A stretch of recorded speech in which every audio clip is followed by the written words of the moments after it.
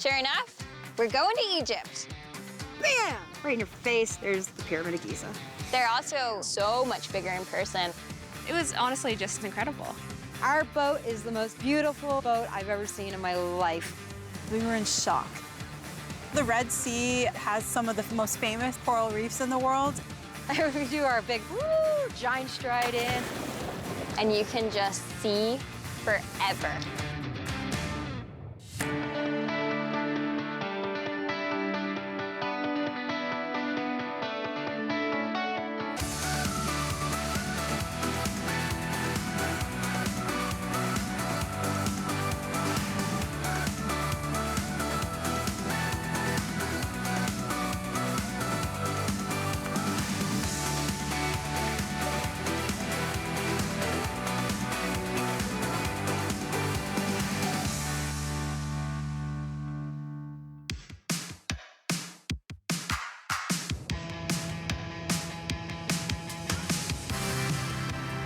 I think I like diving in Nova Scotia because every time you jump in, you feel like you're home. And there's something special about diving where you're from.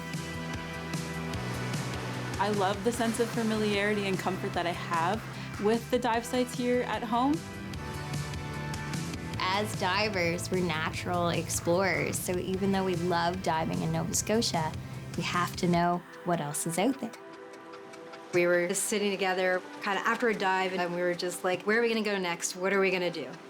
And Egypt just kind of came up. Like, we always wanted to dive in the Red Sea.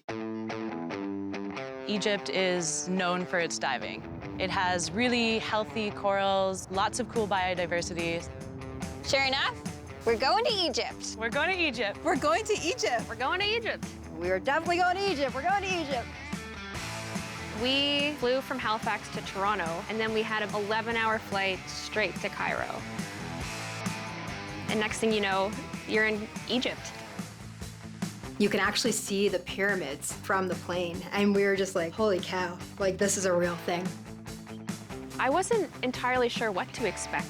I know a lot of it culturally is different. When we first stepped out of the airport, I just remember my senses going into overdrive. It was super cool to literally like walk through the gate of like this mecca of human civilization that goes back thousands and thousands of years.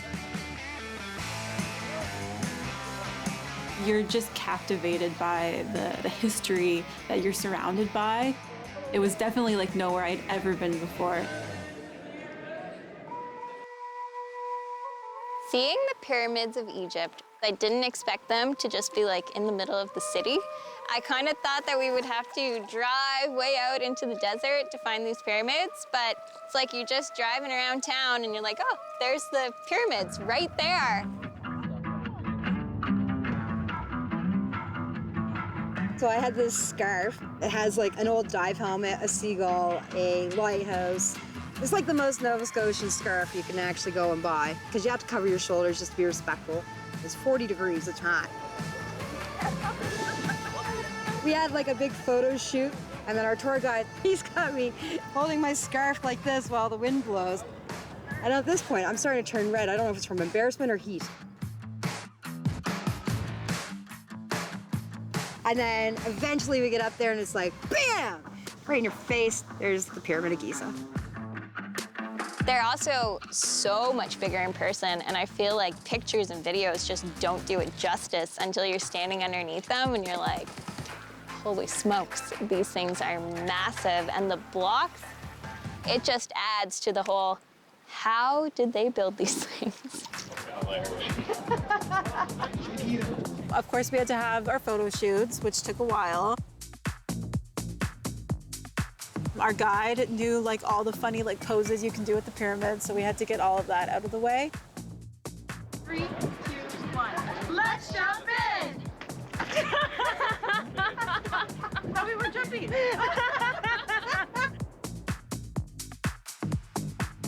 We're like, you gotta go on a camel ride. The camels were freaking amazing. Look, more, give me a kiss. Oh! Give me one for secret. Jen became really good friends with one of the camels. She gave it a little smooch.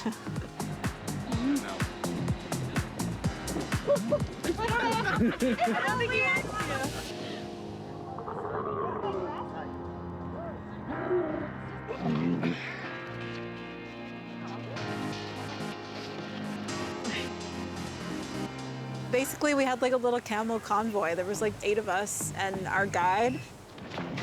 Radder, Jordan. We took camels and we rode them to kind of like a spot further off.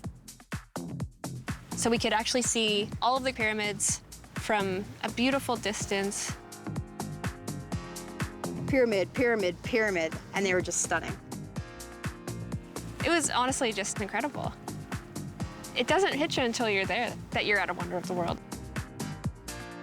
It's an experience unlike any other, that's for sure. I'm really good at bull riding. I'm even better at camel riding. Yeah, you knew. Good boy. And after we did our pyramid and camel adventures, we jumped on a plane and flew to Luxor. So when we drove into Luxor, it's so overwhelming. There's like all these like little market stores, people. There's hot air balloons everywhere. There's these 2 super large statues. We visited the Colossi of Menmont. They're probably like 30 feet high. Even though you can see the passing of time through the weathering of the statues, it's just so remarkable that they have been sitting there for thousands of years. And that was right on the way to the Valley of the Kings. When we entered the Valley of the Kings, we got on golf carts to take us up through the structures. The Valley of the Kings is actually this underground network of tombs, and that's where pharaohs were laid to rest. See the entrance of this tomb? That's KB1, Ramses VII. Oh. That's the first tomb discovered here. Oh, wow. In our Egyptian history, we had 11 pharaoh called Ramses. Wow, 11. Ramses, it's a title, it's not a name. The real name, the original name, it's called Ra-Meses. Ra-Meses, the one who's related to the sun god, Ra. 250 meters inside the mountain. And it had 100 mummy room in it. Wow.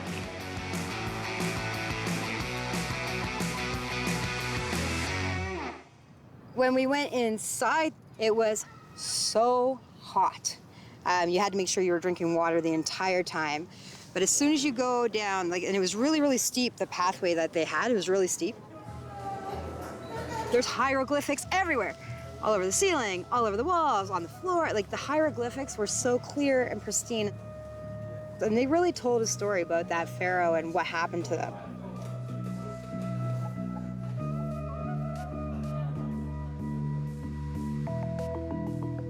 There's so much history just in that one location that it was really neat to just be immersed in all of that. I just remember being so awestruck at what people constructed thousands of years ago and just like what it would have taken to build that.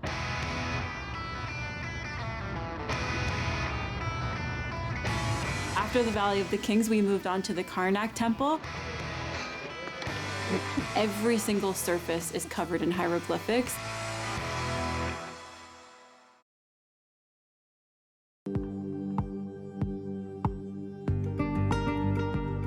After the Valley of the Kings, we moved on to the Karnak Temple. The Karnak Temple is basically made up of a lot of smaller temples.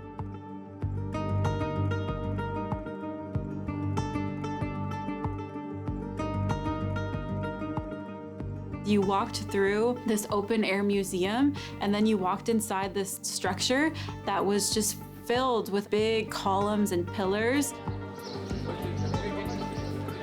Once you see these structures with your own eyes, it just brings it to life in a whole different way. And you just felt so small compared to them, and every single surface is covered in hieroglyphics.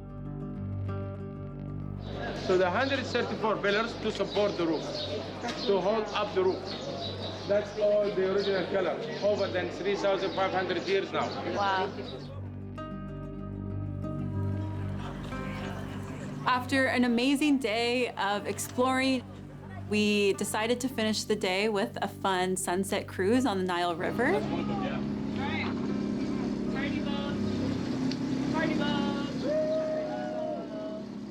Let me tell you, doing it at sunset is the way to go.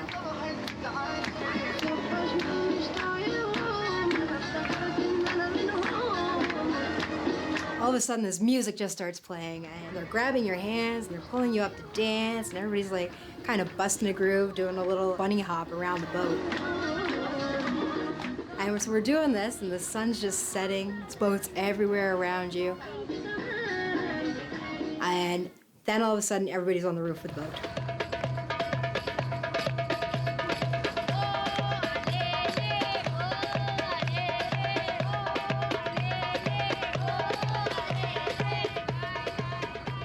The experience was just insane. Like, you couldn't even make this up. It was just crazy. We all love boats, but this was like such a cool experience. This is one of the most famous rivers in the world, and we just got to cruise along the river, watching the sun go down, and really just such a nice way to change up our scenery and end the day. I remember just feeling so grateful that we got to be in this really cool part of the world and experience this rich history.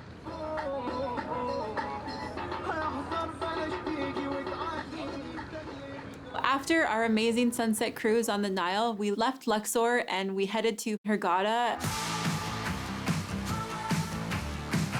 Hurghada was the seaside resort town where we were getting on our liveaboard. Hurghada was very much more of like a beachy kind of marina vibe, which I think is a bit more up our divers' alley. It's more our thing. The scale of the diving industry here is insane. And where we booked the apartment, you look out of the balcony, and there's the Red Sea. A light blue, greenish, turquoise water, and it's stunning. The Red Sea is a world-famous place for diving. It has some of the most famous coral reefs in the world. My only experience on a liveaboard was in the Bahamas last year, and we were on a 60-foot sailboat, and how I like to describe it is basically camping at sea. We actually didn't know what the boat would look like. April kept that as a surprise for us. Just before we left for the trip, I found out that we were being upgraded to All-Star's brand new boat, the Scuba Scene. No one had been on it yet. We were going to be the first ever passengers, but I wanted to save that as a surprise for everybody.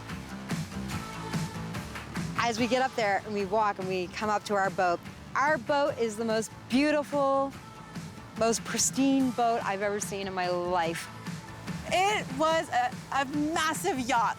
We were in shock. This was no 60-foot sailboat in the Bahamas anymore. Like, we had up-leveled. Are we going diving? We're going diving. Never in my life did I think that I would be a guest on a luxury 5-story yacht.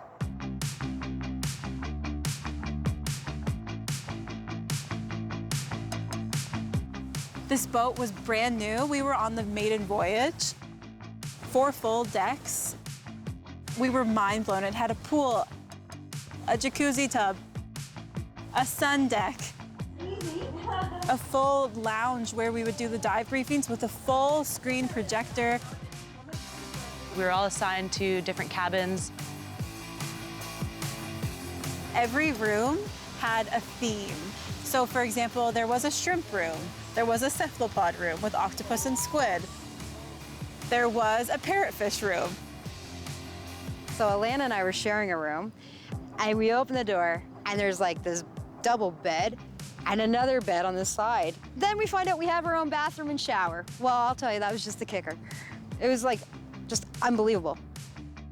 Oh my God, we get to live on this thing for an entire week. It was just mind-blowing, really. We had absolutely no business being on a yacht this nice. We are not the clientele that deserve this kind of level. I mean, a year ago, we were camping on a sailboat at sea, and now we're on a luxury yacht. So the boat holds 28 passengers and 16 staff. You can tell the detail, the effort that they put into this boat, just everything from camera stations to regulator rinsing stations. Everything is very, very specifically made for divers. It was crazy. Like, it was just bonkers. Like, when you go and you look at this boat, like, you can't believe that this is what we've just signed up for. So the very first night, we slept in port. Our first night was a little bit of a lounging night, and everyone just being so excited at being on this beautiful boat. We all knew that we were in for an adventurous and amazing week ahead. Julia and April went for a swim in the pool the first night, even though it was freezing, just because they were really excited.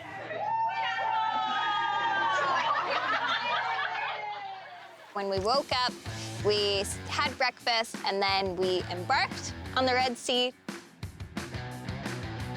We're leaving the dock, and we're all up there like, oh, so excited, it looks so cool.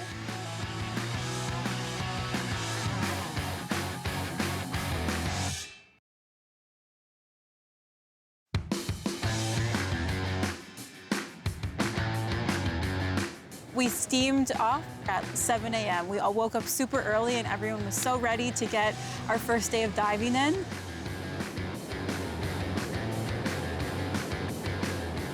Every time before a dive, everybody sits in this TV room, and then Elka goes through a big dive briefing about what we can see, what the terrain's going to be like, how long we're going to be planning our dive. It's basically just a dive plan.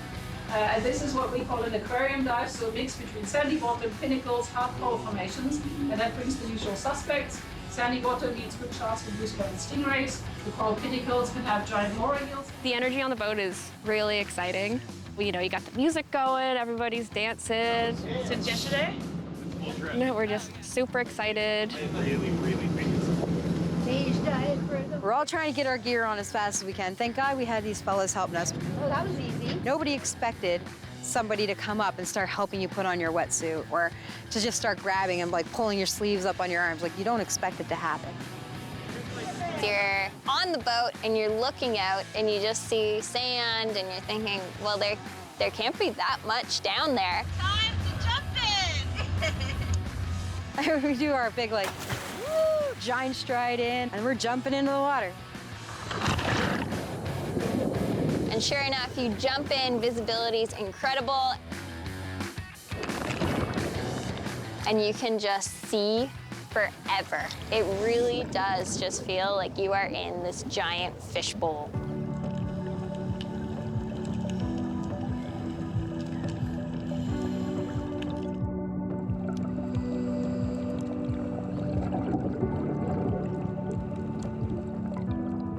Beautiful crystal clear water you could see for 60 to 80 feet.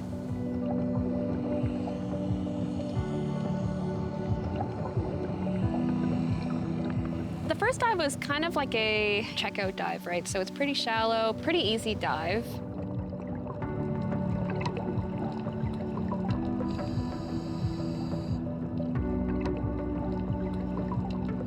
So it's generally a dive site with not too much current and not too many hazards. So you want to make sure that you're weighted properly, your trim and your buoyancy are good, that all your equipment works.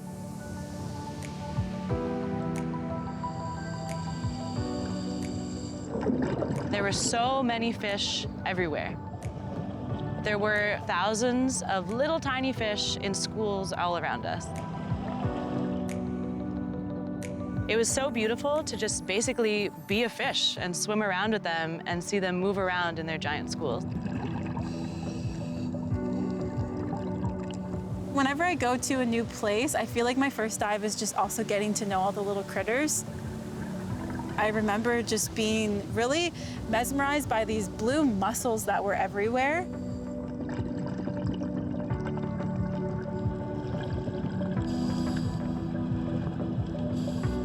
then all of a sudden, nudibranch right in our faces. I was like, I'm happy, I can go home.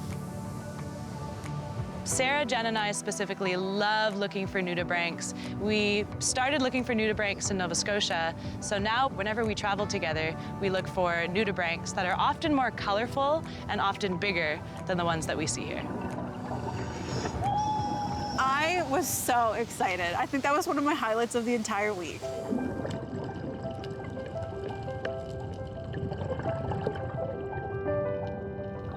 The coral was so healthy. Honestly, I didn't even know that coral like that still existed. It was the healthiest reefs I've ever seen. What I do remember is just being blown away by the colors of the corals, just how vibrant everything was. So the Red Sea has some of the most famous coral reefs in the world. They seem to be faring better than a lot of coral reefs in other places in the world. They haven't experienced the same sort of coral bleaching events that have really damaged a lot of coral reefs, let's say in the Great Barrier Reef in Australia. The Red Sea was almost like a reminder to me that the ocean's really resilient. It was kind of like a ray of hope for me. When I've gone diving at different locations around the world, specifically around the Caribbean, you see some damages to the reef. Sometimes reefs are covered in algae, sometimes there's some coral bleaching happening, or sometimes you're looking around and you're like, where's the fish? That wasn't the case in the Red Sea.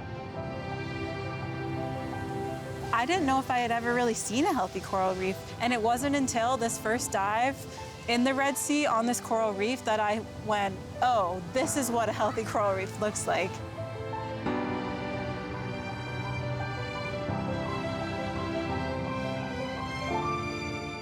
Everything is so vibrant and colorful and bright, and I just felt like I was in an aquarium.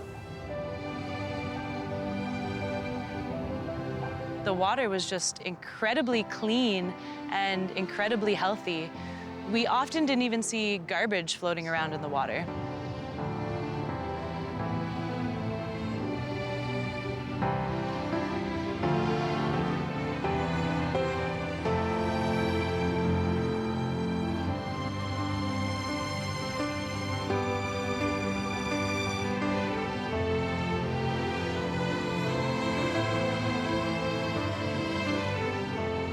I feel so lucky to be diving in the Red Sea. I can't even express to you how amazing it is to see a thriving and healthy coral reef in real life. It is in a really stark contrast to here at home in the North Atlantic, where our water is a lot more turbid, not as clear. And so going to a place like the Red Sea, where the visibility is so amazing and the water really is so clear, it's just spectacular.